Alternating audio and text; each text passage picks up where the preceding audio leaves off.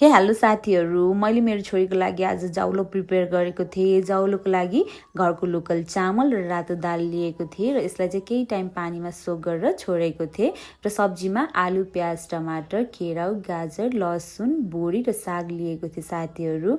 र घिउ चाहिँ एकदम प्योर घिउ, घरको एकदम दानेदार घिउ लिएको थिएँ। र स्पाइसेसमा जिराको यो सिड्स अनि बेसार र जिरा पाउडर पनि तपाईँहरूले युज गर्न सक्नुहुन्छ। मैले चाहिँ युज गरेको थिइनँ। र कुकर तातिसकेपछि मैले हल्का घिउ राखेर जिरा फुराएँ, लसुन फुराएँ, प्याज भुटेँ होइन। अनि 1 बाई 1 सबै सब्जीहरू राखेर मजाले भुटेँ होइन। अब यसलाई कालो चाहिँ हुन दिन भएन, तर भुट्न चाहिँ पर्छ। अनि साथीहरूले एकदमै कम्प्लेन गरिराख्नुहुन्छ कि मेरो बेबीले खाँदै खाएन भनेर।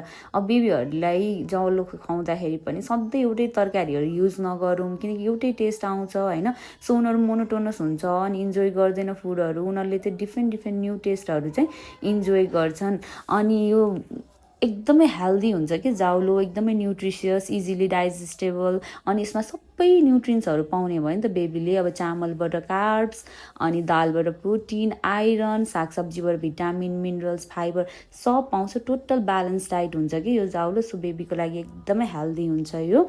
मैले चाहिँ मेरो बेबीलाई चाहिँ हप्तामा 3 चोटि चाहिँ दिने गरेको छु जाउलो, त्योभन्दा धेरै चाहिँ दिदिनँ। अरूहरू कुराहरू अल्टरनेटिभ्सहरू खुवाइरहेको हुन्छु।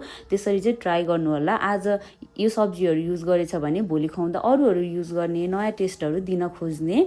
अनि मैले मजाले भुटिसकेपछि पानी राखेर यसलाई एकदम 3-4 सिटी लगाइदिएँ र यतिको कन्सिस्टेन्सीमा ग्राइन्ड गरेर दिएको थिएँ। मेरो छोरीले मिठो मानेर खाए।